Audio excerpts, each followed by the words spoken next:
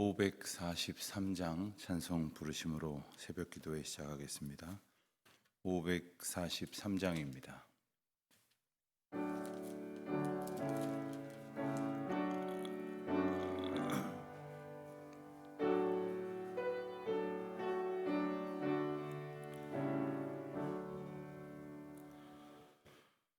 어려운 일 당할 때 나의 믿음 적으나 의지하는 내 주를 더욱 의지합니다.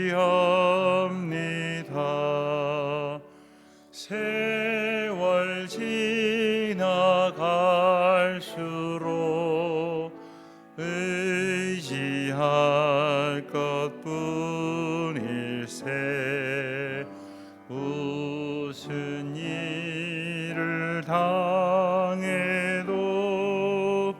예수 의지합니다. 성령께서 내 마음 밝히 비춰주시니 인도하심 따라서 주만 의지합니다. 세월 지나갈수록 의지할 것뿐일세. 무슨 일을 당해도 예수 의지합니다. 밝을 때의 노래와 어두울 때의 기도로 위태할 때 도움을 주께 간구합니다. 세월 지나갈수록 의지할 것뿐일세. 무슨 일을 당해도 예수 의지합니다. 생명이 있을 동안에 예수 의지합니다. 천국 올라가도록 의지할 것뿐일세. 세월 지나갈수록 의지할 것뿐일세. 무슨 일을 당해도 예수 의지합니다.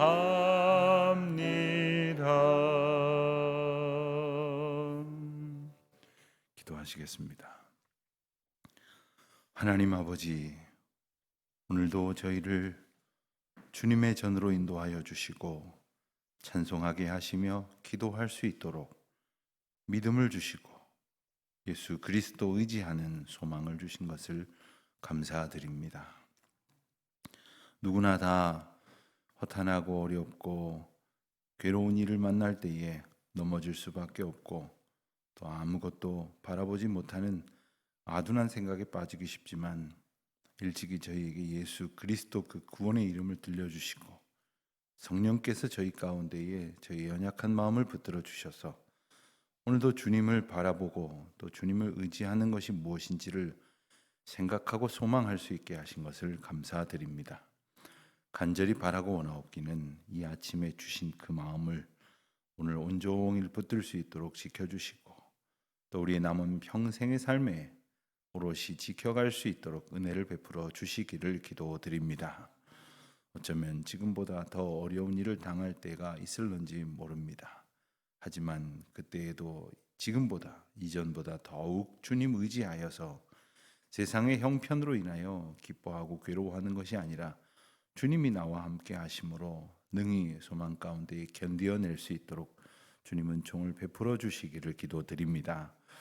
어지러운 세상을 살아가는 저희들, 또 특별히 올해는 이 코로나로 인하여 겪게 되어지는 예기치 못한 많은 어려움을 저희들이 지나오고 있으며 특별히 그 가운데 하나님께서 주셨던 놀라운 은혜를 또한 함께 기억하는 저희들이 되게 하여 주시옵소서.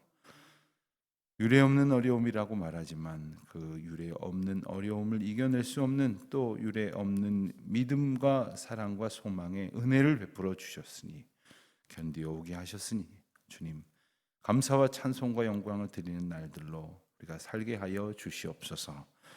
때마다 하나님 말씀 주시니 감사합니다. 오늘도 저희에게 주시는 그 말씀 붙드는 우리 성도들 가정 되게 하여 주시옵시고 교회가 말씀 위에 굳게 설 수 있도록 인도하여 주시옵소서.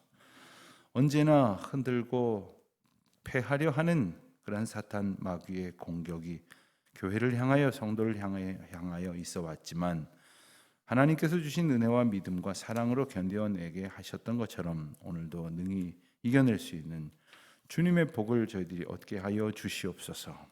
오늘도 흩어져 있는 주의 자녀들을 안보하시고 또 주의 사랑으로 견디게 하시고 또 주의 사랑으로 소망 가운데 맡겨주신 사명 잘 감당할 수 있도록 은혜를 베푸시옵소서.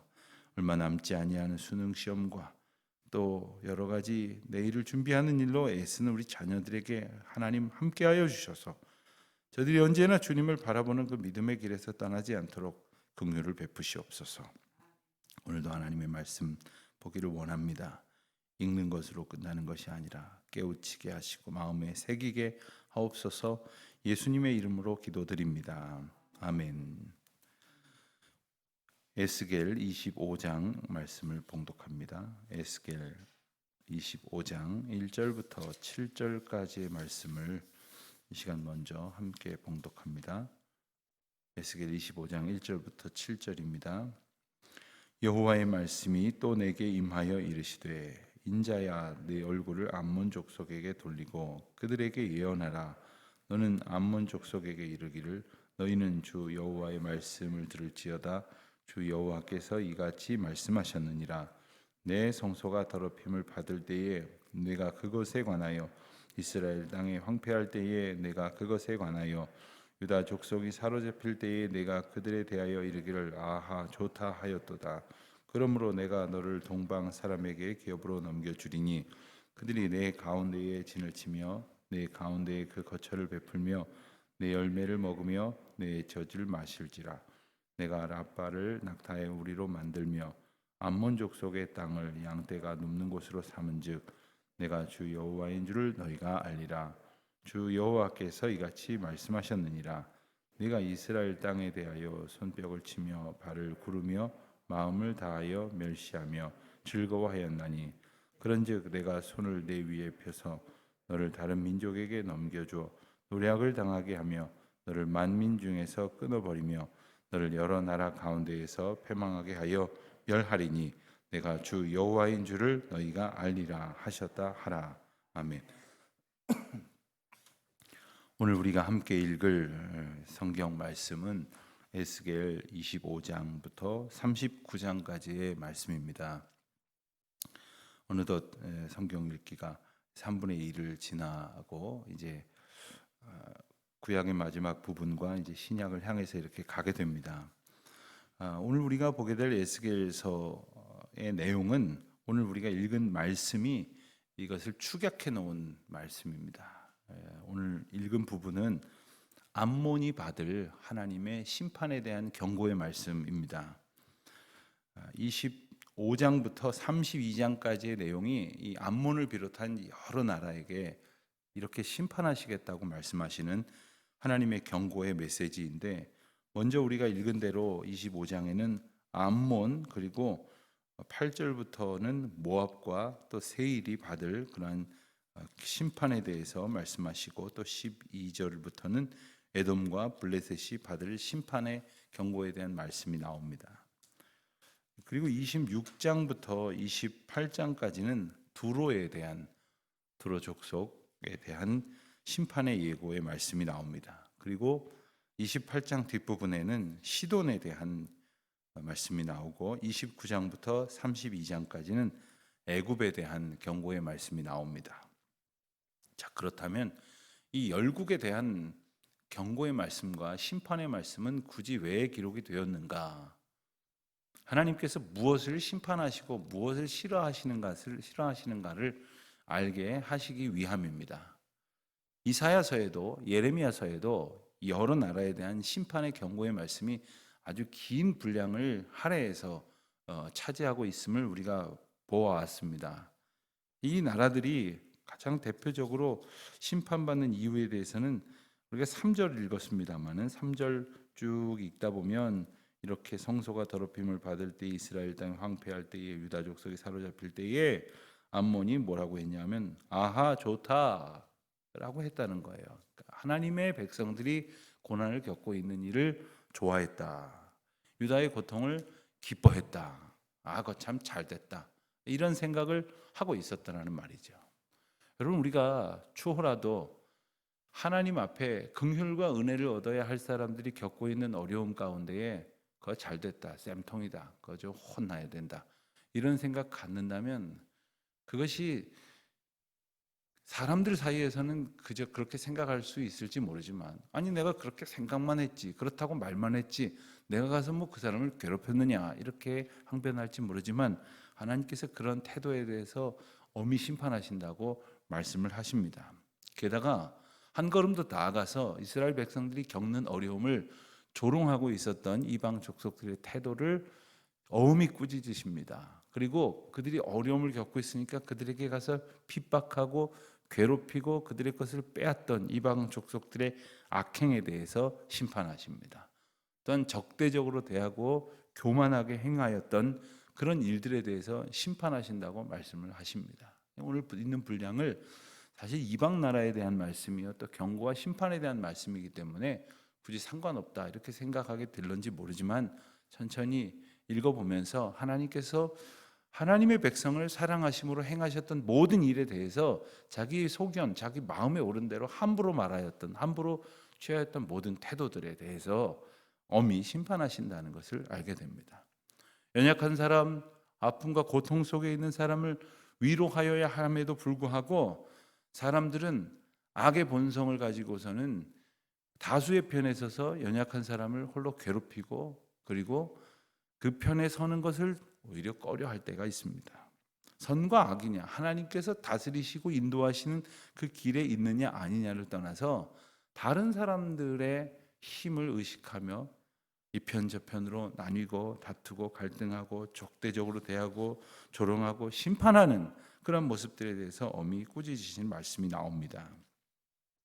이 열국에 대한 심판이 에스겔 전체의 구조에 보면 이스라엘이 받을 징계의 말씀이 1장부터 24장까지 나오고, 그리고 이어서 25장부터 32장까지가 바로 열국에 대한 심판이 나오고, 그 뒤가 바로 또 이스라엘의 회복에 대한 말씀이 나옵니다. 그러니까 이스라엘이 받을 징계와 회복 사이의 열국에 대한 심판의 말씀이 나와 있다는 거예요.